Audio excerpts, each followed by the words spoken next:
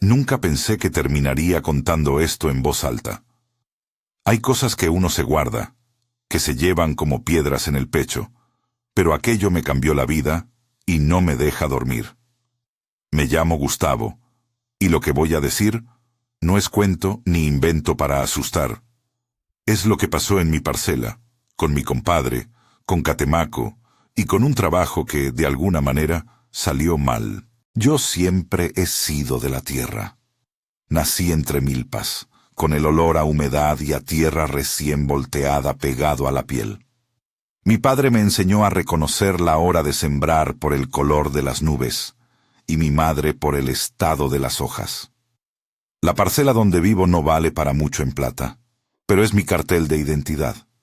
Ahí están las cañas que planté con mis propias manos, las noches que pasé contando las estrellas y las promesas que hice cuando la mesa no tenía más que tortillas. Vivir del campo te vuelve observador. Hasta la más mínima cosa te dice si algo anda bien o mal.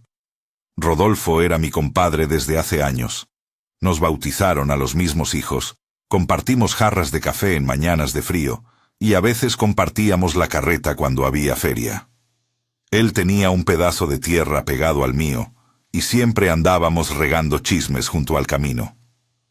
No éramos amigos de esos que se cuentan todo, pero había una confianza de vecinos que, con el tiempo, uno da por hecha.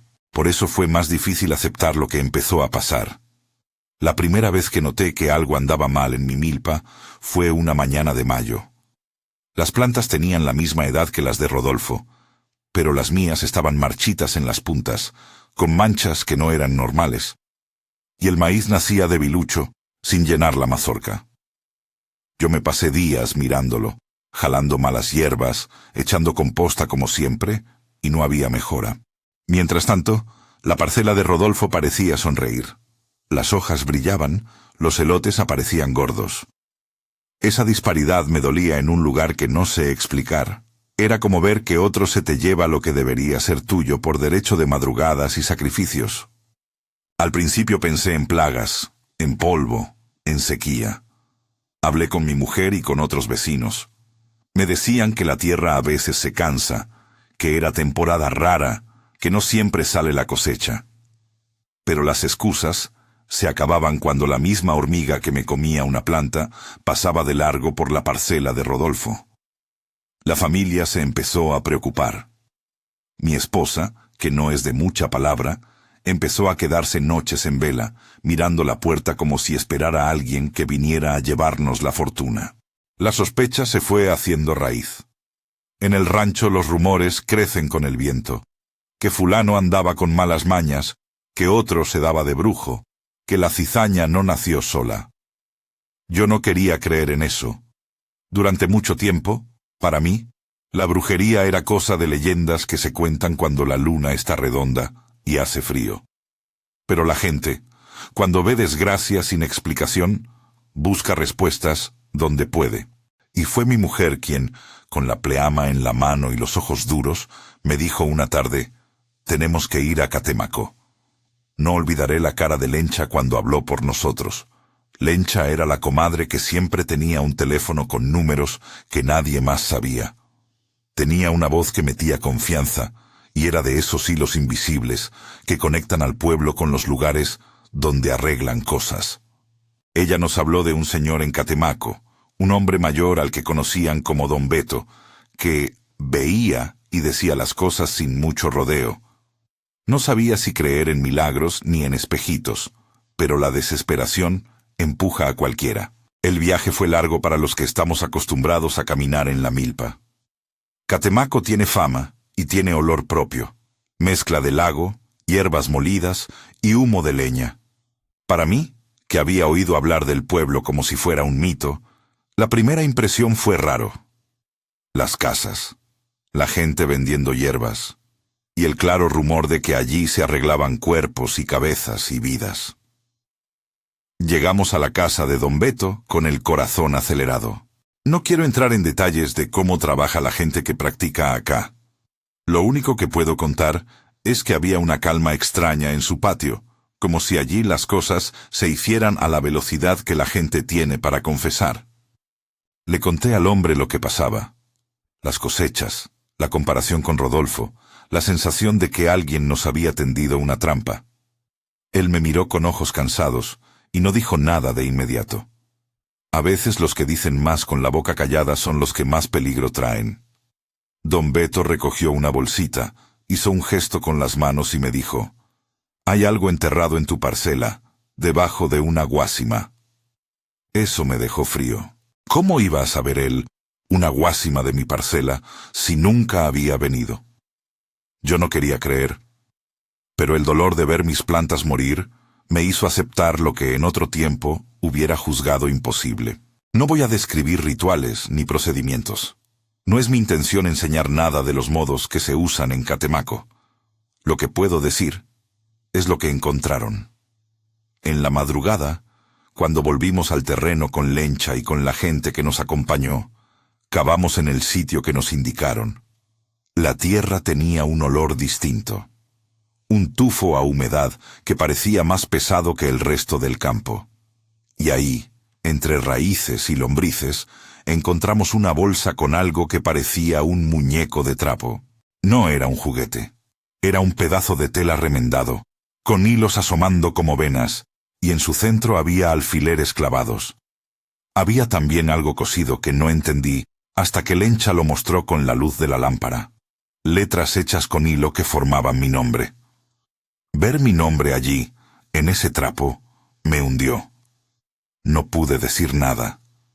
Yo no sé cómo explicar la sensación. Como si alguien hubiera tomado mi identidad y la hubiera metido en la tierra para que mi parcela la vomitara.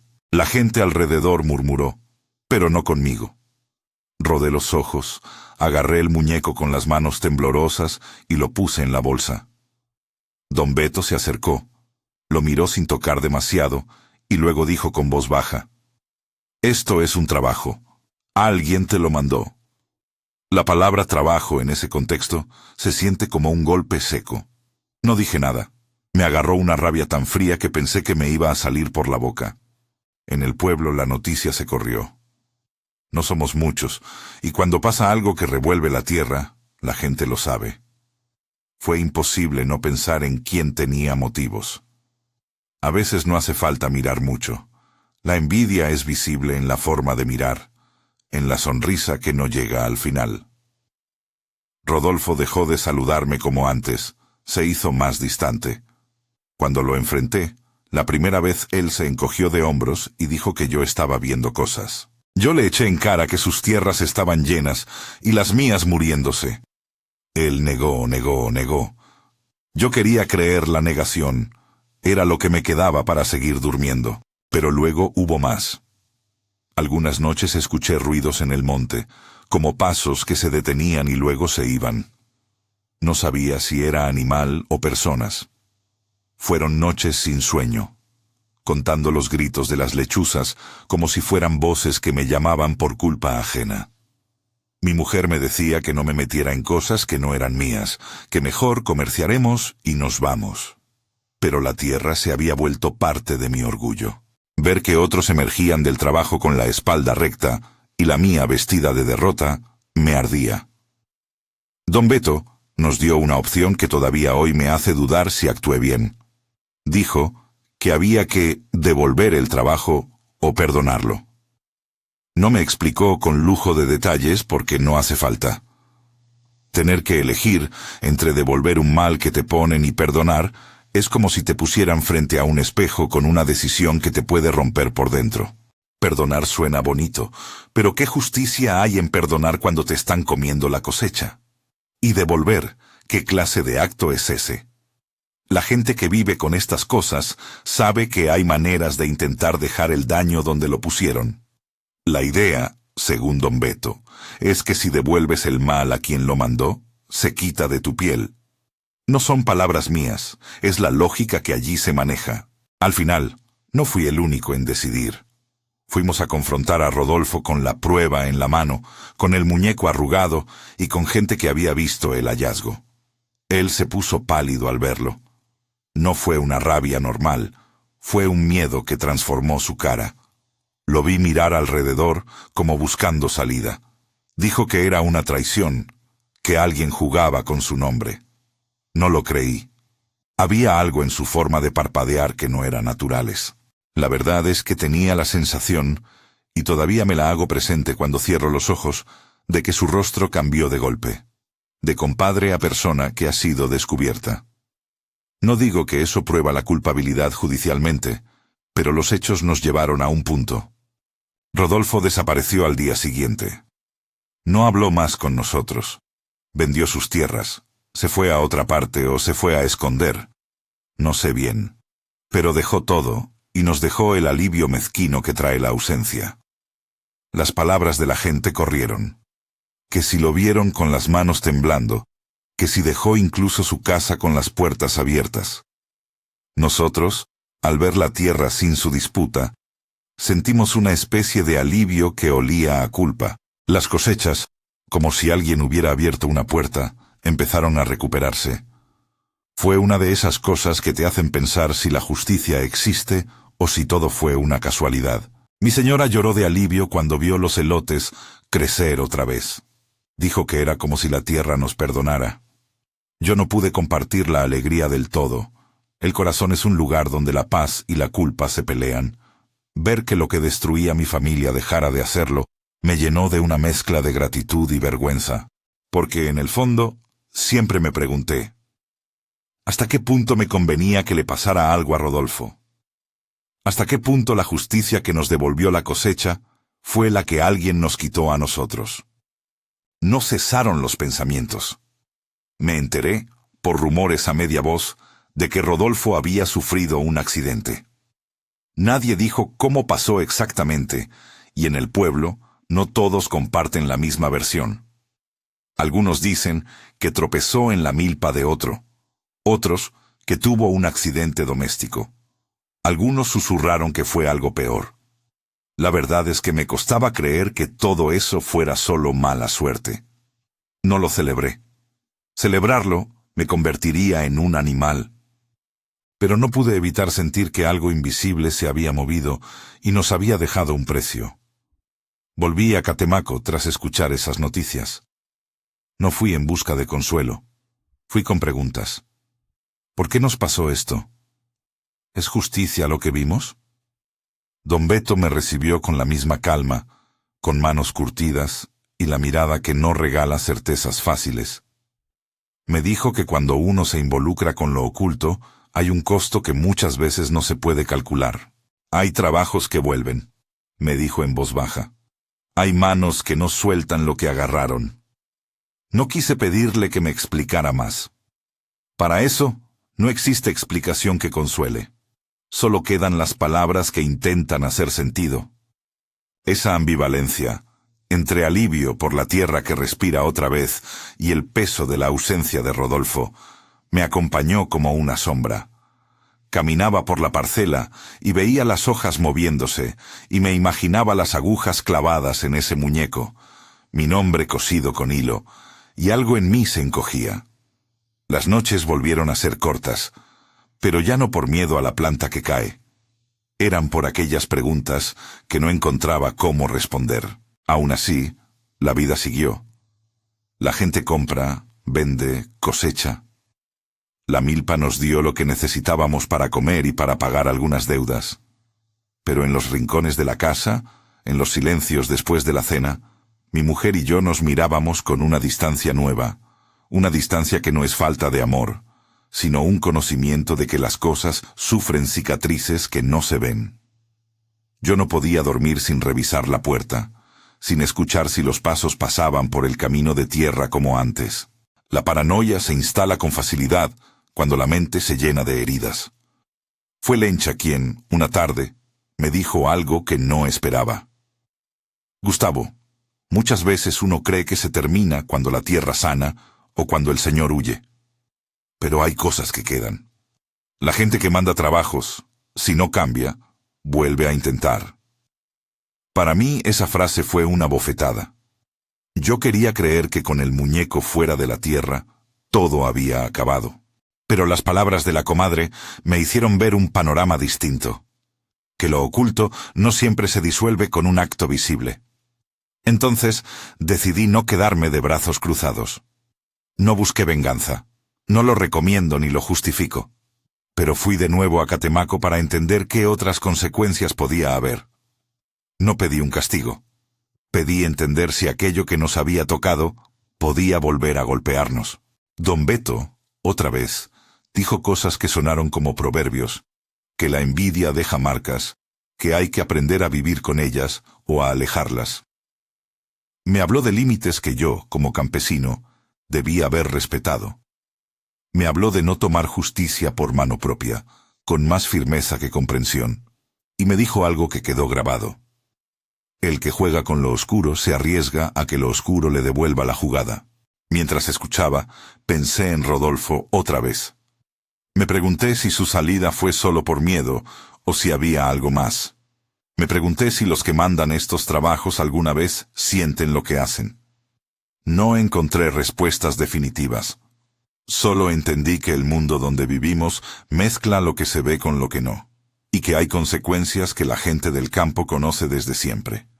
Que la palabra, el rencor y la envidia pueden pudrir lo que uno con tanto esfuerzo ha sembrado.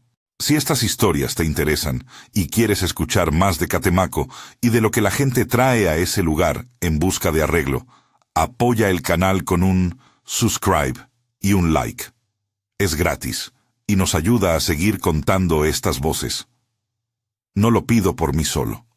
Lo pido para que otros que han pasado por esto puedan hablar y ser escuchados. Volví al rancho con la sensación de que algo pendía en el aire. La mejora en la milpa no borró las dudas, y la noticia del accidente me dejó una puerta entreabierta que no supe cómo cerrar. Había llegado a un punto en que ya no sabía si lo que vivíamos era obra de manos humanas, de la mala suerte, o de algo que se escabulle entre las orillas de la razón. Esa incertidumbre me convulsionaba. Mientras guardábamos los sacos de maíz, llegó a la casa la visita de una mujer que habían traído de un pueblo vecino. Venía con los ojos hinchados y la voz quebrada. Traía un silencio cargado de dolor que, sin querer, me hizo recordar otra historia que me contaron en Catemaco y que me habían dicho, con pena, que ahora debía contar. Dicen que hay lugares donde los males se replican y que las historias se entrelazan como raíces. Me senté con la mujer en la puerta y la escuché en voz baja. Lo que me contó era distinto a lo del muñeco, pero igual de feroz. Hablaba de un pueblo donde una pareja vivía en el miedo desde la noche en que su bebé desapareció. Habló de una vieja del monte a quien acusaban de alimentar su existencia con lo que no le pertenecía. Habló de una reacción desesperada, humana y terrible, y de un exilio forzado hacia Catemaco para intentar dejar atrás el horror.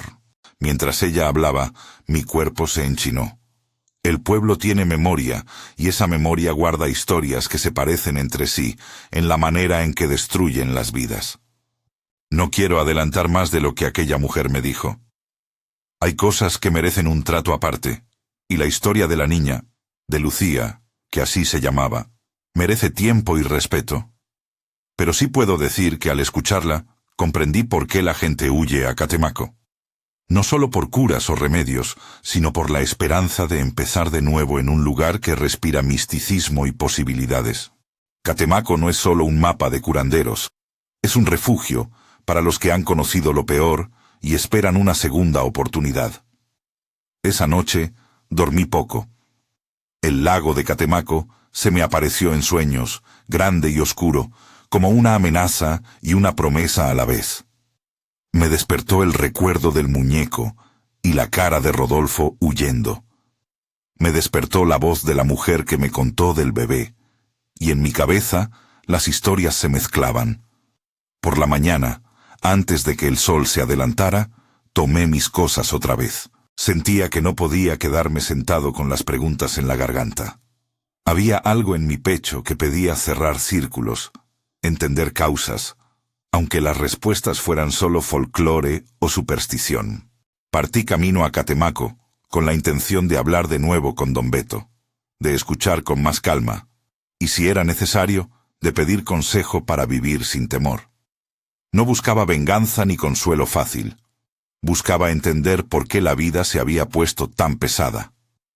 El recuerdo de la bolsa con el muñeco y mi nombre cosido me acompañaba como si fuera una sombra pegada a la nuca, y en el camino pensé en la posibilidad de que lo que nos había pasado no fuera un hecho aislado, sino parte de algo más grande que hilaba pueblos y miedos. Mientras doblaba el sendero que llevaba al lago, supe que la siguiente conversación podía cambiar mi manera de ver todo lo sucedido. Mientras doblaba el sendero que lleva al lago, el aire se me pegó a la cara con ese olor a agua y a hierba que trae Catemaco. No es solo un olor, es como una memoria colectiva. Llegué a la casa de don Beto antes de que el sol se durmiera por completo. Él estaba sentado en el mismo lugar donde lo había dejado la última vez. Una silla de madera cuarteada, una manta sobre las piernas, aunque la tarde aún tuviera calor, y la mirada como la de quien ha visto demasiadas historias pasar por sus manos. No hice muchas preguntas. A veces las palabras sobran cuando se sabe que el otro las trae hechas. Le hablé de la mujer que me contó del bebé, de lo que dijo de la vieja del monte, y de cómo la gente termina corriendo hacia aquí con los pedazos de vida rotos. Don Beto dejó que la voz se me hiciera áspera de tanto repetir los detalles, y luego me señaló con el índice como si marcara un punto sobre el mapa de mi alma. Si quieres entender, escucha directo de quien lo vivió. Esa mirada me empujó a pedirle que me presentara a la pareja. Tenía ganas de ver sus caras, de poner voz a lo que habían perdido. Me llevó a un cuartito detrás de su casa, donde la gente que llega a Catemaco a veces se queda 1 o 2 noches cuando no tiene a dónde más ir. Estaba oscuro, pero no frío. Había una vela baja encendida y el olor de la comida que alguien dejó para enfriar. La pareja estaba sentada en unas sillas viejas, tomándose las manos con fuerza. Ella tenía los ojos hinchados y no dejaba de mirar el suelo. Él parecía quemado por otra cosa que no era el sol, un remolino de culpa y rabia que le hacía la cara dura. Se llamaban Rosa y Mateo. Vinieron de un rancho lejos, donde la lengua de la gente corta en dos lo que es verdad y lo que no. Me contaron la historia con pausas, como si cada palabra fuera a abrir una herida mayor. No quiero adornarla, ni volverla más horrenda de lo que es. Lo que diré es lo que me dijeron mirando a los ojos, sin inventos. Lucía había sido un bebé como los que uno no se cansa de mirar. Dicen que su risa calmaba a todo el mundo, que su olor les daba paz. Fue una noche que se acordará Rosa para siempre. La niña dormía en su cuna afuera de la casa porque hacía calor, y la madre, que había ido a terminar una olla, volvió a llamar al bebé y no lo encontró. No había señales de forcejeo en la puerta. No había huellas grandes ni rastro evidente. Solo ese silencio que te revuelve las entrañas cuando sabes que algo esencial se ha ido. La búsqueda fue desesperada. Todo el pueblo se movió a contrarreloj. Linternas, voces, perros que olfateaban hasta perder la paciencia. Fue en el monte, no muy lejos, donde dijeron haber visto a la vieja, una mujer que la gente ya miraba de reojo desde antes. Nadie la acusaba con pruebas certificarles, pero en zonas así, la sospecha se pega a un nombre con la misma facilidad con que se pega el polvo a la ropa. La vieja vivía sola, con funciones que algunos llamaban malas, y con una reputación que había sido alimentada por cuentos y por miradas esquivas durante años. Cuando la encontraron en el monte, no voy a decir cómo la hallaron ni los detalles de lo que pasó, la rabia del padre explotó de una manera brutal y humana. El hombre no pensó en ley ni en justicia, pensó en devolver la vida con la misma violencia que, en su desesperación, sintió que la vida le había sido arrebatada. No voy a describir la escena. Lo que sí puedo decir es que Mateo actuó movido por un dolor que lo rompió y lo dejó vacío después. Cuando la gente habla de esos episodios, algunos intentan justificar con la palabra locura o instinto, pero ninguna palabra cura la ausencia. La vieja murió en el festejo silencioso de la tragedia. No diré si la mataron en un acto de venganza o si la justicia llegó tarde y torció su camino. Solo diré que a partir de esa noche, nadie en su pueblo volvió a mirar a Rosa y a Mateo con la misma confianza. Los señalaron, los apartaron, y cuando las cosas se ponen así, uno entiende por qué la gente agarra sus pocas cosas y se va. Llegaron a Catemaco sin más equipaje que el miedo y la costumbre de no mirar a los ojos. Pidieron que nadie los buscara, que nadie preguntara de dónde venían. Y en Catemaco, entre curanderos, rezos y vendas, esperaban que al menos los sonidos de sus noches se calmaran. Pero las noches en Catemaco tienen su propio peso. El que viene huyendo no siempre se libra de la memoria. Hay cosas que se cuelgan de la piel y no se lavan con el lago. Rosa me contó que desde que se fueron, la casa se les llenó de ruidos. Pasos que no eran de animal, como si alguien caminara con cuidado entre las tablas. Llantos de bebé que se oyen de madrugada y luego desaparecen. Una sombra que se asomaba por la puerta sin que nadie la llamara. Mateo dormía con un machete al lado, y aún así, se levantaba con el cuerpo temblando y pensando que cada crujido podía ser la señal de que aquello que buscaban en el monte había decidido regresar. Le pregunté si habían buscado ayuda con algún curandero en su pueblo antes de irse. Me respondieron que lo intentaron, pero que la vieja tenía quien la defendiera con historias de su propia infancia. Que la gente también se divide, y que la línea entre acusación y defensa es a veces delgada. Esa división los dejó sin amparo. A la pareja se les veía como si alguna culpa los hubiera manchado, aunque fueran víctimas. Esa mirada de rechazo que la comunidad les arrojó fue lo que terminó por empujarlos a Catemaco. No solo el dolor por Lucía, sino el quedarse en un lugar donde te señalan. Catemaco les ofreció anonimato, y con él la esperanza de recomenzar. Pero el pasado no es cosa que se cante en plazas para que se olvide. Se aloja en la respiración. Don Beto los escuchó con la paciencia que tienen los que ya han visto que la desesperación puede matar, igual que la violencia. No me dio sino un consejo que sonó a advertencia. No todas las heridas se curan con rezos.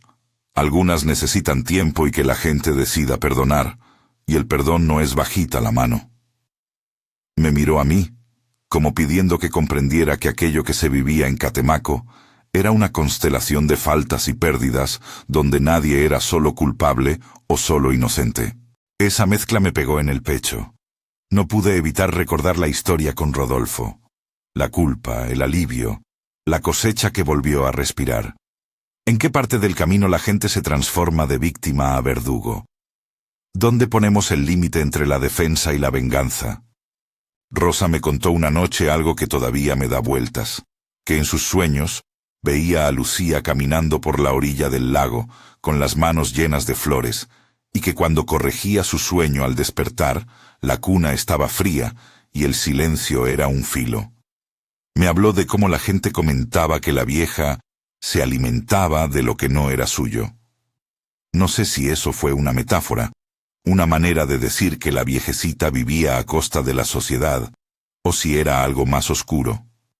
Lo que sí sé es que esas palabras, dichas en una habitación con la puerta cerrada, suenan a condena larga. No me sentí con derecho a juzgar, solo la escuché. Mateo, el padre, tenía una historia con la que muchos hombres aprenden a callar. La de que la rabia no grabada se vuelve carbón. Me contó cómo, cuando los llevaron a juicio, algunos los miraban como si su pena fuera una culpa permanente. Le quitaron lo que le quedaba. Libertad para caminar sin que la gente lo mire como a un animal peligroso. Eso es lo que empuja a la gente a salir de su pueblo. Y eso es lo que los trajo a Catemaco.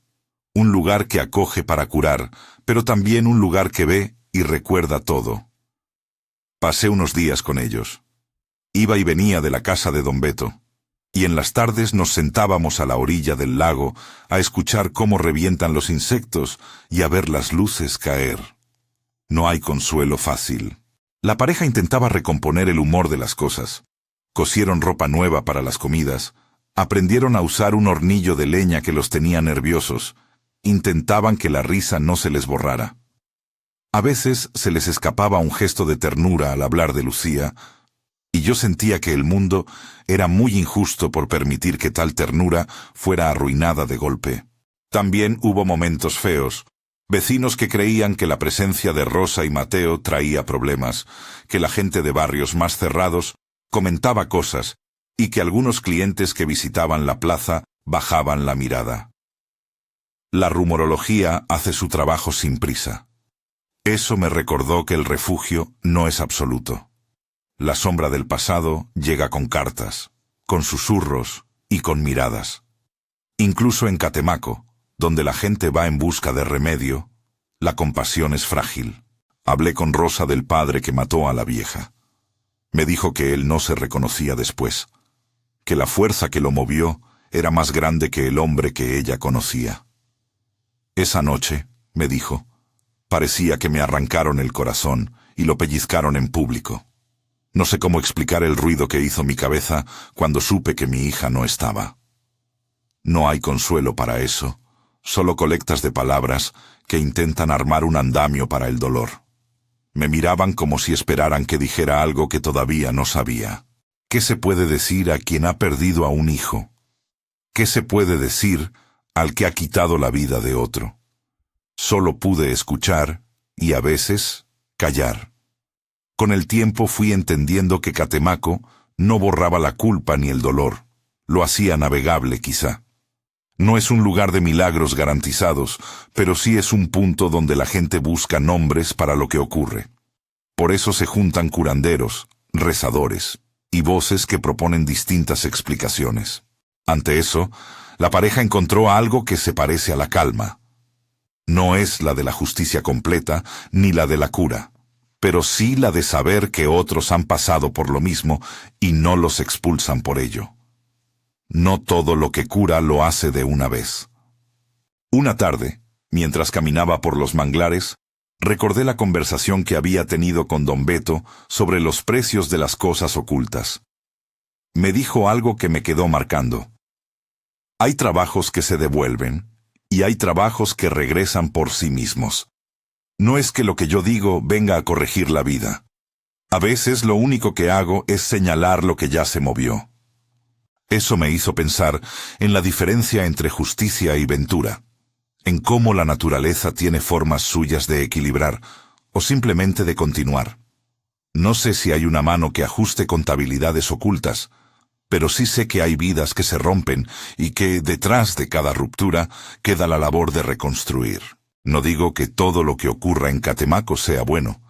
Hay gente que saca provecho de la necesidad ajena como en cualquier lugar. Pero también hay almas que dedican su vida a escuchar a los que vienen con las manos vacías. Por eso, cuando en la madrugada oí el llanto de una madre en una casa cercana que buscaba alivio para la pena, supe que hay una razón por la cual la gente sigue yendo. Uno va a buscar que le digan que la herida se hace más pequeña, que la memoria se vuelve menos cortante, que el nombre de lo perdido deje de sonar cada segundo en la cabeza. Pasaron meses desde que conocí a Rosa y Mateo. A veces los veía en la plaza, y otras veces los encontraba en la orilla del lago, dándole pan a las aves como quien intenta devolver belleza al mundo. No creo que su vida haya vuelto a ser la misma. No creo que vuelva a serlo. Pero sí había pequeñas señales, una sonrisa que asomaba más a menudo, una estorcitura de la boca que no era todo llanto. Me hicieron pensar que la reconstrucción es lenta y que la decisión de quedarse para aprender a convivir con la pérdida es tan válida como la de huir. Mientras tanto, desde mi parcela, la vida continuaba. Me llegaban noticias en forma de retazos, que el maíz se mantenía, que la gente hablaba menos del accidente y más del precio de la tortilla. Me sentí como si mi vida y la de Rosa y de Mateo corriesen en rieles paralelos, buscando cada quien su modo de recomponer. Pero había algo que me seguía pesando. La imagen de Rodolfo vendiendo su tierra y mi propia mezcla de alivio y vergüenza. No podía decidir si yo había sido instrumento de justicia o de simple alivio egoísta. Regresé una noche al lago por mi cuenta. Le pedí a don Beto que me dijera otra vez, con paciencia, lo que él creía. El hombre no era de esas personas que prometen certezas, pero dijo algo que me quedó resonando. El que hace daño con intención o por envidia, tarde o temprano, descubre que las cosas tienen retorno. A veces el retorno es un accidente, a veces la ruina, y otras veces es la culpa que no te deja dormir. No es mi oficio señalar castigos. Mi oficio es que la gente se enfrente consigo misma y decida qué hacer con lo que queda. Esa idea me volvió humilde. Me hizo ver que no era juez ni verdugo, sino alguien que había sido arrastrado por acontecimientos mayores que su voluntad. Pensé en la vieja del monte. La gente la pintó durante tiempo con los colores de la sospecha. Nadie cuenta la historia del cómo se llega a eso, del abandono, de las lenguas afiladas, de la soledad que hace creer a otros que la culpa es suya. La humanidad tiene la costumbre de buscar un chivo expiatorio cuando no entiende la tragedia, y eso duele más que el río. A veces, la brujería que se invoca no es cosa de agujas ni muñecos, es la caza de quien ha quedado solo. No lo digo para justificar actos horribles, pero sí para recordar que donde hay acusación hay también falencias profundas. Con el tiempo, regresé más veces a la pareja. Me atreví a contarles algo de lo que viví con Rodolfo, y porque en Catemaco las cosas no se esconden tanto, ellos me hablaron sin pedir nada a cambio. Hubo un día en que Rosa, con una voz que parecía recocer su garganta, me dijo: «A veces pienso que todos cargamos tremendas cruces. No somos los únicos que cometimos errores. Somos los que aprendemos a vivir con ellos». Esa frase me atravesó. Entendí que el territorio de la culpa y el perdón es complicado y que la fuerza con la que nos movemos para señalar al otro muchas veces nace del mismo lugar de miedo que nos empuja a acusar. No encontré en Catemaco una respuesta que me dejara tranquilo para siempre. Tampoco creo que alguien la tenga. Lo que sí encontré fueron personas que, aun con sus propias fallas, trataban de poner un poco de orden en la vida ajena.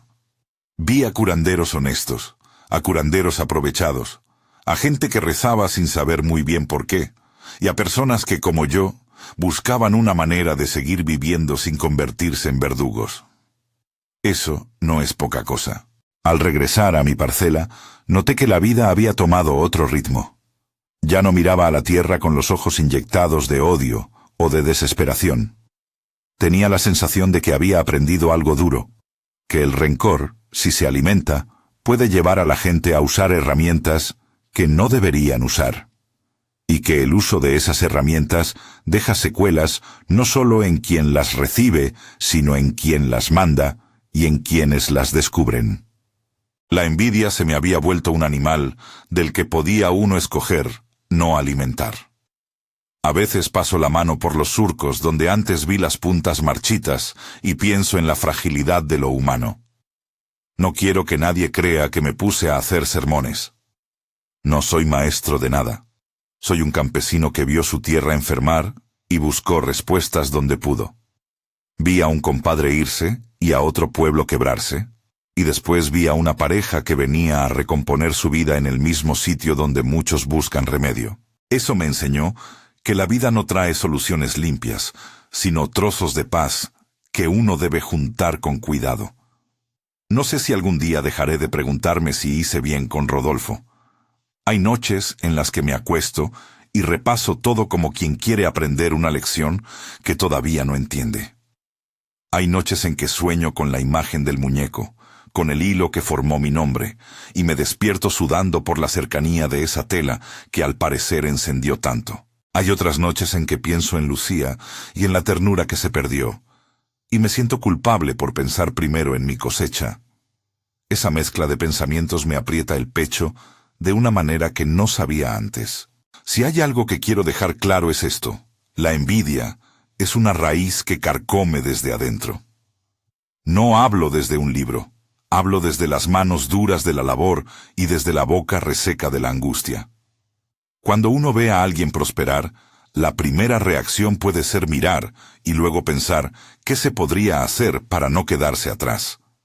Pero cuando esa idea se vuelve acción, cuando se busca dañar conscientemente, lo que sigue es un camino peligroso. Y a veces, lo oscuro que uno invoca vuelve sobre su propio creador. Eso no es consuelo para los que sufren, pero sí una llamada de atención para los que creen que las vidas ajenas son su terreno. También aprendí que no hay soluciones fáciles para los que pierden. La ley funciona de una manera y la memoria funciona de otra. Los que quedan sin nombre recorren una vida donde hay que aprender a convivir con el hueco. No sé si hay recetas para eso. Lo que sí sé es que las palabras que acercan son la escucha, la paciencia y, cuando se puede, el acompañamiento. No es mucho, pero es lo único que en muchos casos hace menos pesada la carga. Voy a cerrar esto con lo que le digo a quienes me escuchan cuando me preguntan por Catemaco. Este lugar no es un atajo para arreglar la vida con una receta. Es un sitio donde la gente que acepta que tiene heridas busca que alguien le muestre una manera de vivir con ellas. No promuevo que nadie recurra a actos que puedan dañar a otros, ni digo que los curanderos sean solución mágica. Solo comparto lo que viví, cómo un muñeco con mi nombre cambió mi vida, cómo se fue un compadre y cómo una pareja llegó a este pueblo con el corazón hecho trizas buscando un respiro. Si esta historia te conmovió, compártela con quien necesite escucharla y acompáñame en las próximas voces de Catemaco. No pido más que eso, que se difunda la palabra con respeto por las víctimas y con cuidado por quienes buscan ayuda. Yo sigo cuidando mi parcela y mi conciencia. No es fácil vivir con preguntas sin respuesta, pero al menos aprendí a no meter la mano donde no debo y a no alimentar la envidia con actos que destruyan. Gracias por escuchar y por cuidar a los tuyos.